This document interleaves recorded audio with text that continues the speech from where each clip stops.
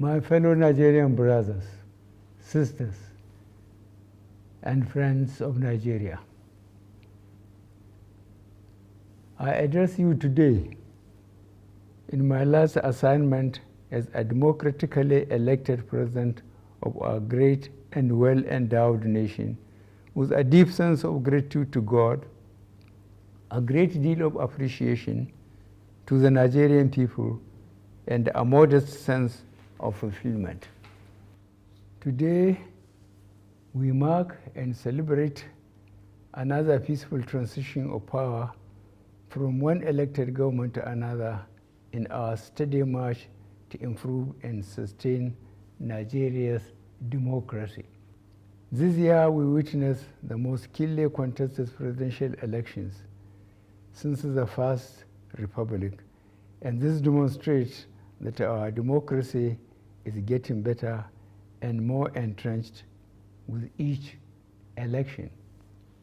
We must, as a nation, improve and sustain gains we made in the electoral process on an incremental basis for Nigeria to take its rightful place among nations. Our democracy provides for, allows, and encourages seeking redress for perceived injustices, enabling some candidates and political parties that do not agree with the results to go to court.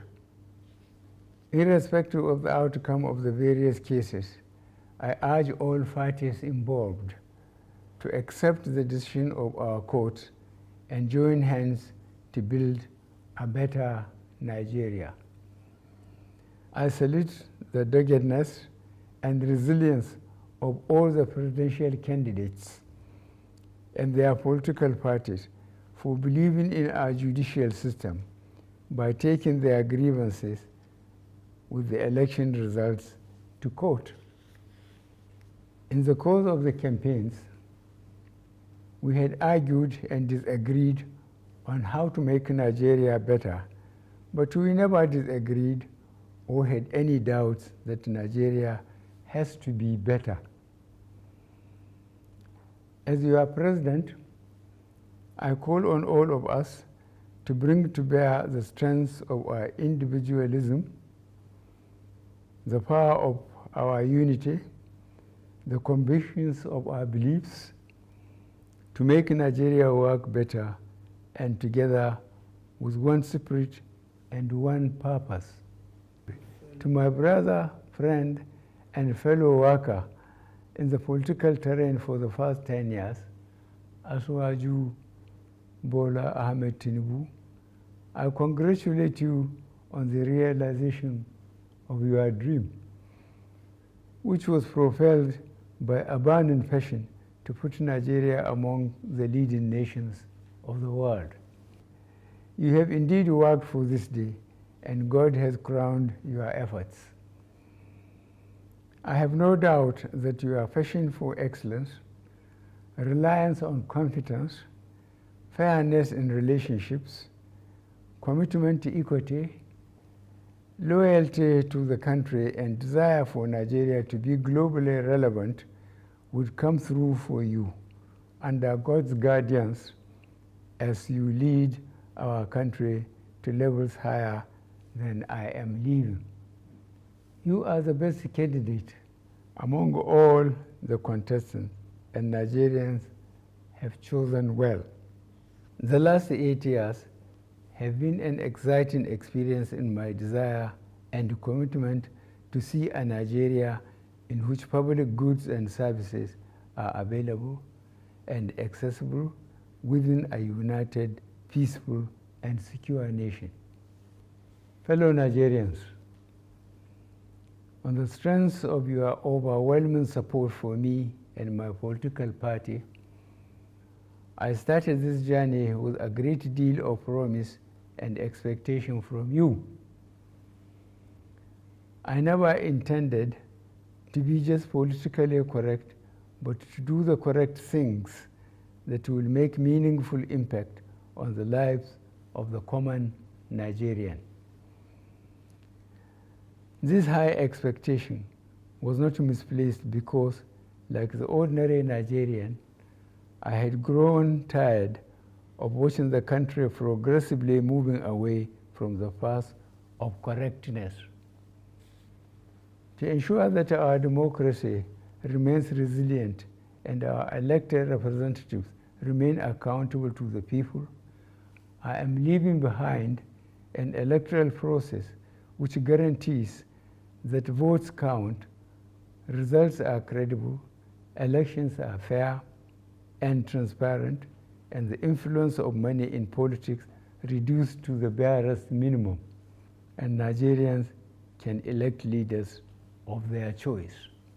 We are already seeing the outcome of this process, as it provided an even playing field where persons without any political godfather or access to money defeated other well-resourced candidates. The Nigerian economy has become more resilient due to the various strategies put in place to ensure that our economy remained afloat during cases of global economic downturns. You would all recall the supply chain disruptions and economic downturn that the world witnessed between 2020 and 2022 as a result of the COVID-19 pandemic. The depthness of our response to the pandemic still remains a global best practice. Furthermore, we increase the ability of the poor and rural Nigerians to earn a living, provide more food for millions in our villages, and give our women opportunities to earn a living. Young men and women in urban centers were also supported to put their skills into productive use.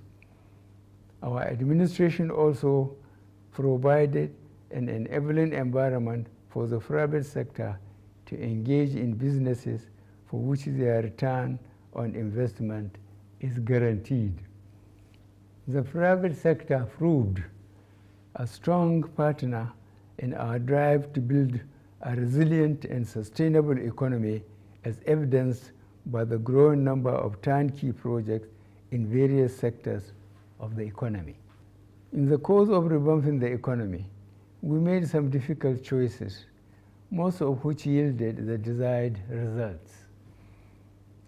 Some of the measures led to temporary pain and suffering, for which I sincerely apologize to my fellow countrymen, but the measures were taken for the overall good of the country. Mindful of the need to ensure adequate infrastructure to drive economic growth, we completed age-long projects and processes, notably among which are the Petroleum Industry Act, completion of some power projects, completion of Second Niger Bridge, and various important roads linking cities and states. Our battle to ensure that all Nigerians live in a safe and secure environment have achieved considerable results. As I complete my term in office, we have been able to reduce the incidences of banditry, terrorism, armed robbery, and other criminal activities considerably. To sustain the gains made so far, I call on all Nigerians to be more vigilant and support the security agencies by ensuring that our values defined by being your brother's keeper govern our actions. Up till now, I still grieve for our children still in captivity, mourn with parents, friends, and relatives of all those that lost loved ones in the days of the senseless brigandage and carnage. For all those under unlawful captivity, our security agencies are working round the clock to secure their release unharmed. Fellow Nigerians, you know how dear the desire in my heart to rid the country of corrupt practices that had consistently diminished our efforts to be a great country. I did pursue this commitment relentlessly, in spite of the expected pushback. I am happy that considerable progress had been made in repatriating huge sums of money back to the country and also taken over properties illegally acquired from our Commonwealth. To improve our service delivery, we began the implementation of a number of reforms aimed at producing an efficient, productive, incorruptible, and citizen-oriented federal civil service, and the results are beginning to show. On the international scene, Nigeria's influence continues to grow as exemplified by notable Nigerians occupying headship and leadership positions in renowned global bodies. Our democracy is built on and continues to thrive on the principle of separation of powers. The leadership and members of the National Assembly deserve my appreciation for their patriotism, which did not detract from their roles as a check to the executive arm. I also want to use this opportunity to express my appreciation to a good number of Nigerians who provided their support and encouragement to help me navigate the exciting journey in moving Nigeria forward. I cannot and will not forget the millions who prayed for me during my illness in my first term of office. I am constantly praying for you and for Nigeria to thrive in peace. As I retire home to Daura, Katsina State,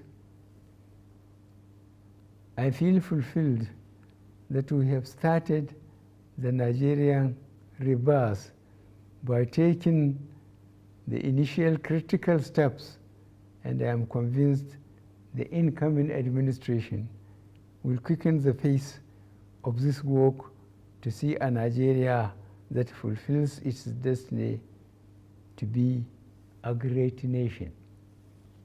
I am confident that I am leaving office with Nigeria better in 2023 than in 2015. I thank you all, and may God bless the Federal Republic of Nigeria.